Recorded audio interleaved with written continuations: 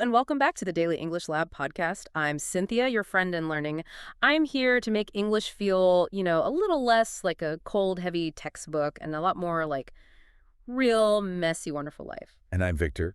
Welcome, everyone. We are so glad you are here with us today. This is our cozy place. It is a safe space where we learn easy English through meaningful, deep conversations. Today is a very special episode. I was looking at the calendar this morning, and it really just hit me. It is January 2026. The year is fresh. It's brand new. And before we dive into our topic today, which is all about how to create a power day, and maybe more importantly, how to talk about it in English, we want to try something a little different. That is right. Usually we jump straight into, the vocabulary or the strategy, but today we want to slow down. We want to do a little experiment with time travel. Time travel, that sounds advanced. It is mental time travel. So listeners, I want to ask you to do something with us. If you are safe to do so, meaning, if you are not driving a car or operating heavy machinery, please just for a moment close your eyes. Okay, I'm closing mine right now. Good. Take a deep breath in and let it out. Relax your shoulders. Unclench your jaw. Now, I want you to use your imagination. Imagine that today is not January. Imagine it is December 31st, 2026. Okay, I am there. It's New Year's Eve. Exactly. The year is over. You are sitting in a quiet room, maybe with a cup of tea or coffee, and you are looking back at the last 12 months. I want you to really feel this next part. You are looking at yourself and you realize you didn't stay the same. That is a powerful feeling. You changed. You grew. Imagine looking at your English skills. In this future version, you are calmer when you speak. You don't panic when you hear a new word. You are stronger. You trust yourself more. I can imagine that. I imagine speaking to a colleague or a friend, and the words they just come out. I don't feel small in the conversation anymore. I feel like, wow, I actually did it. I actually changed. Yes. Hold on to that feeling of pride. Feel it in your chest. That quiet confidence. Now. Open your eyes. Come back to today. Come back to January 2026. It feels good to be back, but I miss that feeling of confidence already. And that is the secret. That future version of you, the one who is confident, fluent, and proud, that person isn't a stranger. That person is built by what you do today. It starts with this episode. It starts with how we handle the next 24 hours. I love that visualization. It really sets the mood for what we're doing here. It reminds us why we are studying grammar and vocabulary in the first place, It isn't just to pass a test, it is to become that person. Precisely. And that brings us to our mission statement for this show. If you are new to the Daily English Lab podcast, welcome. Here is how we work. We speak in B1 level English. That means we speak slowly, we speak clearly, we use simple sentence structures. However, we gently add stronger B2 and C1 level words, phrases, and idioms. But we don't just throw them at you and hope you catch them. We stop. We explain them. We use them in sentences. We analyze them. This way, you stretch your English capabilities without feeling lost or overwhelmed. It's like yoga for your brain. Gentle stretching. Exactly. And the core concept we are exploring today is powerful, but simple. It is the idea that you do not need to study for 5 hours a day. The research shows that 10 to 15 minutes of intentional English every day for 365 days, well, it equals a completely different person in 2027. That is such a relief, because I definitely do not have 5 hours a day. Most adults don't. It is not about being perfect. It is about being consistent. So our roadmap for today has two distinct parts. First, we're going to talk about the lifestyle, how to structure your day to be a power day. We will look at mindset and routine. And then in the second part, we're going to get very technical with our language. We're going to teach you a specific framework using the acronym POWER to help you describe your day fluently. Because let's be honest, when someone asks, how was your day? Saying it was good is just as boring. It is boring, and it kills the conversation. We want to help you tell better stories. We want to hear your stories, actually. So please engage with us. Like this episode, subscribe to the podcast, and comment with your progress. Little progress stories make us so happy. They really do. I read every single comment. Okay, so let's unpack this first part. What exactly is a power day? When I hear that, I have to be honest, I imagine a superhero. I imagine putting on a cape, drinking 10 espressos, and flying around saving the world. That is a very common association. We hear power, and we think of, high energy, loud music, and crushing goals. But actually, in the context of sustainable learning and living, A power day is very quiet. Quiet. That's unexpected. A power day is not about doing a million things. It is simply a day where you do not feel lost. Oh, I know that feeling of being lost. It happens to me often. I wake up, I grab my phone, I rush to get ready, I sit in traffic, I work, and suddenly it is 5:00 p.m. I look at the clock and think, what happened? Where did the day go? I feel like I was just floating. Exactly. That is the opposite of a power day. Think of the driver's seat analogy. This is a very helpful image. Most people let the day drive them. The alarm rings, the notifications ding, the boss emails, and they just react. They're passengers in their own car. So they are sitting in the passenger seat, just watching the scenery fly by, hoping the car goes to the right place. Correct. A power day is when you climb over into the driver's seat. You put your hands on the steering wheel. Does that mean you control everything? What if there's traffic? What if it rains? And that is the beauty of it. You cannot control the traffic. You cannot control the weather. But if you are in the driver's seat, you can choose how you react. You can choose to listen to an English podcast in the traffic. You are still driving toward your goals, even if the road is crazy. I like that distinction. It's about agency. So how do we get into the driver's seat? I feel like I'm often stuck in the back seat. We have a 5-step process to make this happen. Let's start with step 1, the morning intention. Or, as I like to call it, fighting the morning monsters. The morning monsters. That sounds terrifying. What do you mean? Oh, you know exactly what I mean. It's the psychology of waking up. You open your eyes, and before your feet even touch the floor, your brain starts screaming at you. The to-do list monster says, you have to pay the bills. The anxiety monster says, you didn't study enough yesterday. It is like 20 TV channels playing at once in your head. That is a very stressful way to start the day. But it is scientifically very common. Our cortisol, the stress hormone, is naturally higher in the morning to help us wake up. But if we let those monsters take over, we start the day in a reactive state. We're already defending ourselves. So how do we fight them? Do we just ignore them? You can't just ignore them. You have to replace them with something stronger. The solution is to set one clear intention, just one. Ask yourself, what is one thing I want to move forward today? This is one thing, but I have 50 things to do. And you will do those 50 things. But you will only focus your deep intention on one. Maybe it's health, maybe it is money, or maybe, for our listeners, it is English. And this brings us to our first major vocabulary focus for the episode. You use the word align. Yes, align, A-L-I-G-N. To align means to put your actions in the same direction as your dreams or goals. Imagine the wheels on a car. If the wheels are not aligned, one point's left and one point's right. The car shakes. It doesn't move well. That makes so much sense. So if I want to be healthy, but I wake up and eat a donut and sit on the couch, I am not aligned. My wheels are pointing in different directions. Exactly. But if you say, today my English goal is to listen for 10 minutes, and then you actually do it, you are aligned. You are walking in the same line as your values. Step 2 is my favorite step because, well, I love breakfast. It is the small breakfast for your dream. This is a crucial rule, and it connects to what we said about the morning monsters. The rule is, give your goal 5 to 15 minutes before the rest of the world wakes up. Wait, can you explain the breakfast analogy? Are we actually eating? Not necessarily. Think of your energy as food. Who do you feed first? Do you feed your boss first? Do you feed your Instagram followers first? Or do you feed your dream first? The idea is to give your dream, your English, a small breakfast of attention before you give your attention to anything else. I have to be honest, this is really, really hard for me. Why is it hard? Because my phone is right there. It's my alarm clock. I wake up, turn off the alarm, and I see a notification. Someone liked your photo. Breaking news. My thumb just presses it. It's automatic. I feed my phone before I even brush my teeth. You are not alone in that. Yeah. That is designed by engineers to be addictive. It gives you a hit of dopamine, a chemical in the brain that makes you feel a tiny bit of pleasure. But here is the problem. It creates decision fatigue. Decision fatigue. Yes. Every post you look at, every email you read requires a tiny micro-decision from your brain. Do I like this? Do I reply? By the time you get out of bed, you have made 500 decisions. Your brain is already tired. You gave your energy breakfast to the phone. That explains why I feel exhausted at 8 a.m. So what is the fix? Willpower doesn't work for me at 6:00 a.m. Willpower is a limited resource. Don't rely on it.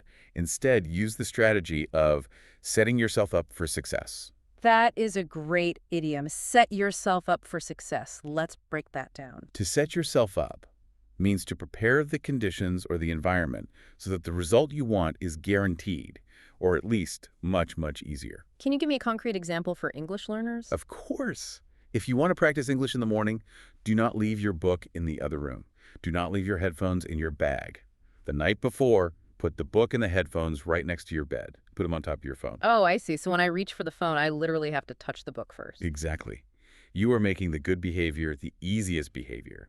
You are setting yourself up to win.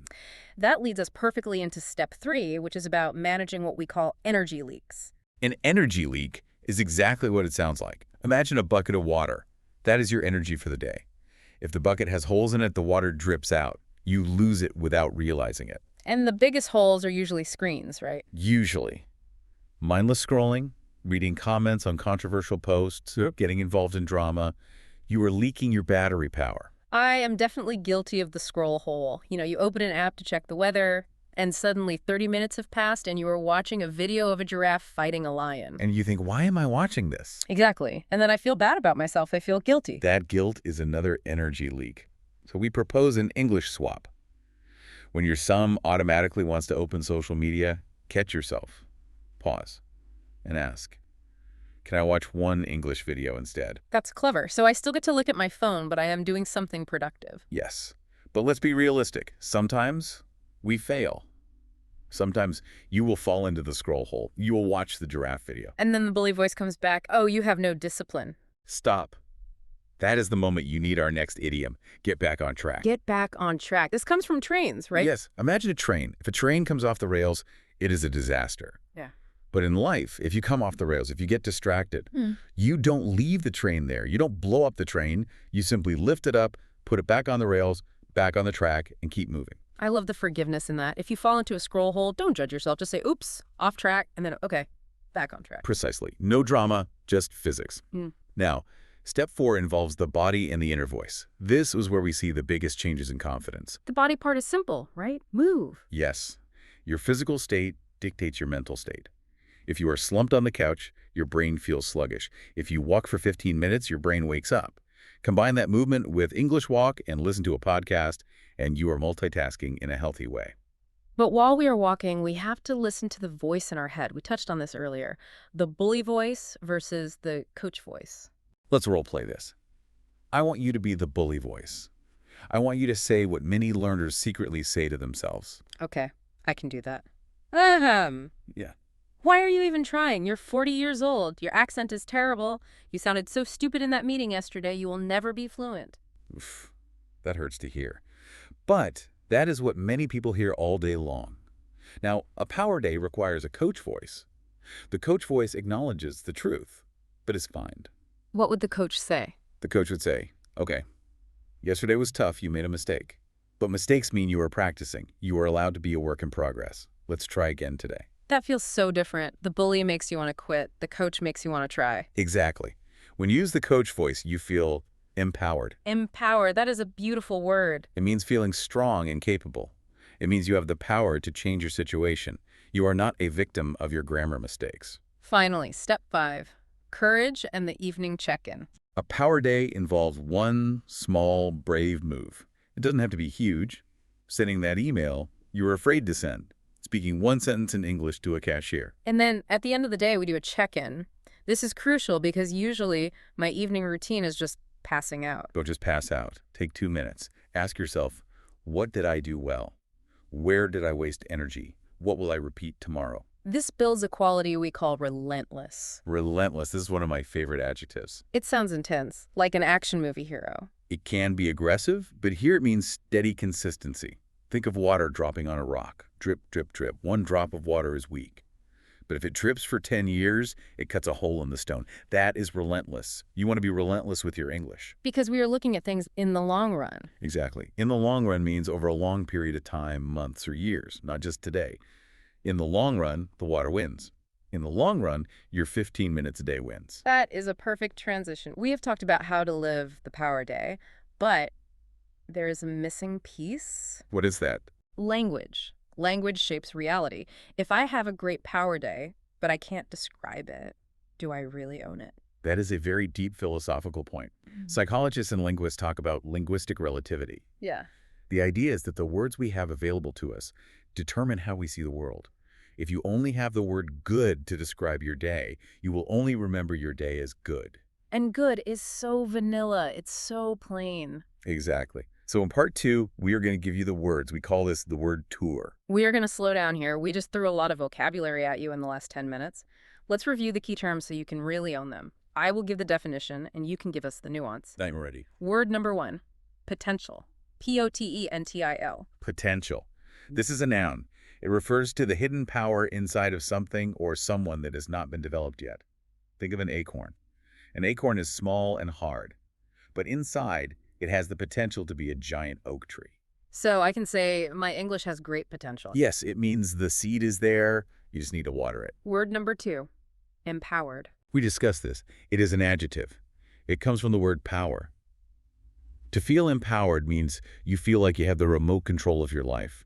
You are not helpless. What's the opposite of empowered? Helpless or powerless. If you miss your bus and you just cry on the street, you feel helpless. If you miss your bus and you immediately call an Uber or start walking, you are acting empowered. Word number 3, Relentless.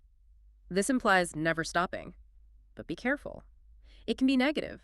A relentless headache is bad. It means the pain never stops. But relentless progress is good. It means you never give up, no matter how slow you go. I want to be a relentless learner. Okay, word number 4. Align. To align, this is a verb. It means to arrange things in a straight line. In our context, it means making your behavior match your values. If you value health, you align your diet with that value. Word number 5, set yourself up for success. This is a phrase. It means doing the preparation work now so that the actual task is easy later. Cooking meals on Sunday so you have healthy food on Wednesday is setting yourself up for success. And finally, show up for yourself. This is a beautiful idiom. To show up means to arrive. If you have a meeting with your boss, you show up. You are on time.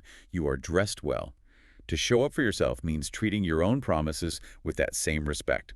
If you promised yourself you would study, you do it. You show up. Listeners, I want you to pick one of these words. Maybe relentless, maybe empowered. Whisper it to yourself right now. Feel the weight of it. Now that we have the vocabulary, we need a structure. We need a way to put these words into a story. This brings us to part 3, the POWER framework. This is the tool that saves you from the how is your day trap. We have all been there. You meet a friend or an English tutor. They ask, how was your day? You panic. You say, it was fine. I worked. It was busy. And then silence. Awkward, terrible silence. The problem is not your vocabulary. The problem is your structure. You don't know how to tell the story. We're going to use the acronym POWER to fix this. POWER stands for purpose, outcome, what you learned, emotion, and reflection. It sounds like a lot, but it is actually a recipe for a perfect mini-story. Let's break it down, starting with P for purpose. Purpose is the why. It is the setup. Correct. Most people start with the what. They say, I went to the supermarket. That is boring. Nobody cares. But if you start with the purpose, you create a hook. I wanted to cook a special romantic dinner for my husband, so I went to the supermarket. Ah, now I am interested. I want to know if the dinner was a success. Exactly. Use phrases like, my goal was to, or I wanted to, or I was trying to. Let's try a bad example. Tell me about your morning in a boring way. I woke up and exercised. None. Boring. Now give me the P, purpose. I have been feeling really low energy lately, so my goal was to wake up and just move my body to wake up my brain. That is so much better. I understand your motivation. Okay, next is O for outcome. This is the action, right? Yes. What actually happened? Use phrases like, it turned out that, or unexpectedly. And here's the secret for our listeners. The best outcomes are not always successful. Real life is messy. Stories about mistakes are usually funnier than stories about success. Absolutely. You had a messy outcome recently at the swimming pool, didn't you? Oh gosh, yes. So, applying the P, purpose, I wanted to swim 20 laps to feel relentless. Great use of the word.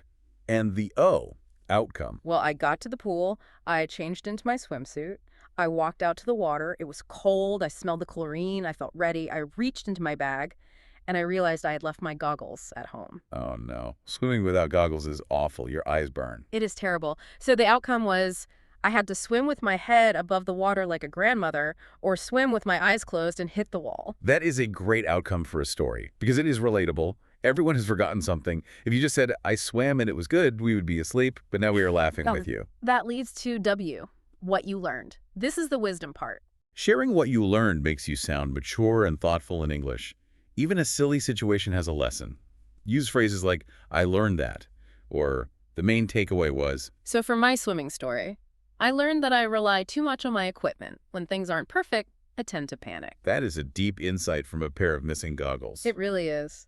Next is E for emotion, the soul of the story. People remember feelings, not facts. But we must be careful here. We do not want to sound like a robot or a dictionary. Right. Don't say, I experienced considerable satisfaction. That sounds like an essay. Use simple, strong human words.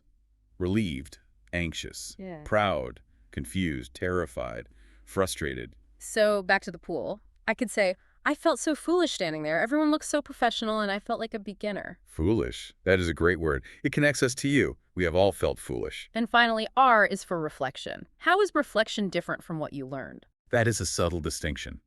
What you learned is usually about the specific moment. Reflection is about the big picture, the future relevance. It connects the story to your identity. Key phrases would be, this makes me think, or moving forward, I will. So finish the swimming story with a reflection. This makes me realize that I need to be more adaptable. In 2026, I want to be the kind of person who can swim even without the goggles. I want to be flexible. Boom.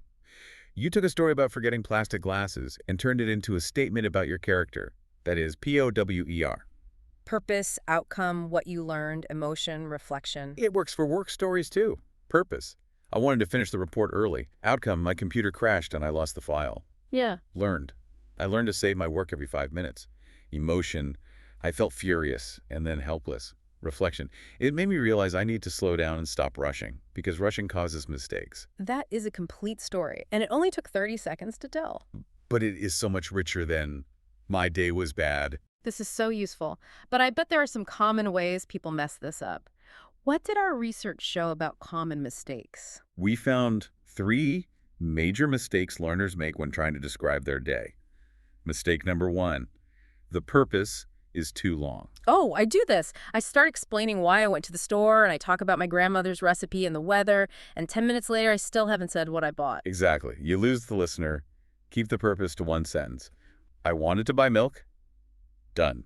Move to the outcome. Mistake number 2. No emotion. This is the robot trap. Yeah. I went, I bought, I returned. Yeah. If you don't use emotion words, you sound like a police report. The subject entered the facility at 0900 hours. Exactly. Add just 1 emotion word. I happily went to the store. I was frustrated by the traffic. Just 1 word changes everything. And mistake number 3. No connection. This means forgetting the reflection.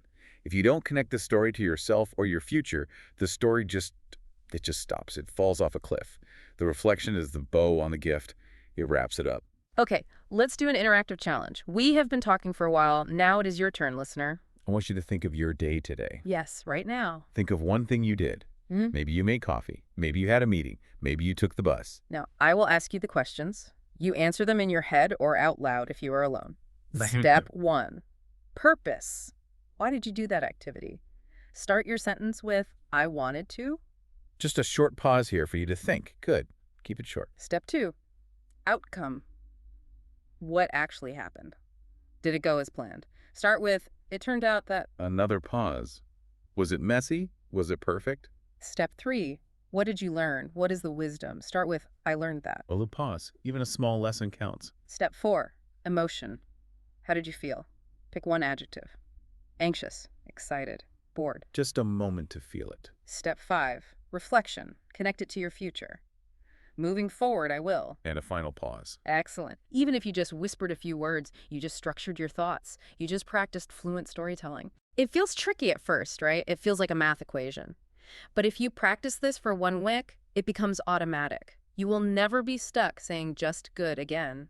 It is a game changer for conversation skills. So let's wrap this up. We have covered a huge amount of ground today. We certainly have. We started with the visualization of your future self, calm, strong, and confident. We talked about creating a power day through your morning routine, fighting the morning monsters, giving your dream a small breakfast, and avoiding the energy leaks of social media. We discussed the coach voice versus the bully voice and how to be relentless like water on a rock. And finally, we gave you the POWER framework: purpose, outcome, what you learned, emotion, reflection, to help you talk about your life with depth. We have a call to action for you today. We want to see you use this. In the comment section or in your own journal, I want you to choose 1 word from our word tour.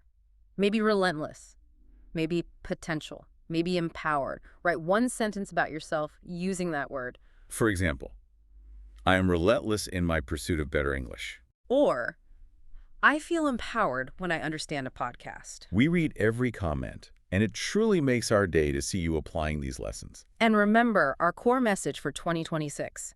You don't need a perfect year. You don't need to be Superman or Superwoman. You just need many small, imperfect power days. If you enjoyed this episode, please like, subscribe, and share this with a friend who wants to build a stronger 2026. Next week, we have a very practical topic. It is something everyone fears. How to handle awkward English silence. 5 conversation recovery tactics. Oh, I need that one. I hate the silence. It makes me sweat. We will fix that together. I'm Victor. And I'm Cynthia. Keep learning, keep growing, and keep talking about your power days. Goodbye for now. See you next time.